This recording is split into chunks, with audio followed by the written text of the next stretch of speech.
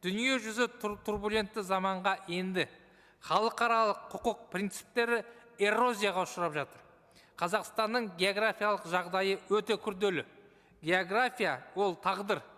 Сондықтан жағрафиялық жағдайымызды күрделі мемлекет ретінде тәуелсіздік, территориялық тұтастықты сақтау ең басты мәселе.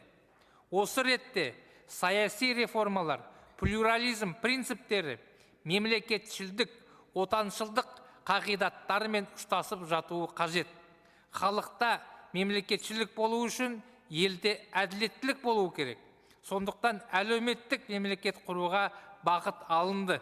Оның басты дәлелі елімізде қазба байлықтарына мемлекеттің иелігін арттырып, несие алушылардың құқын қорғау, ұлттық қор балаларға тәрізді заңдар. Бұл қадамдар азаматтар мен мемлекеттің бірлігін арттыратын фактор.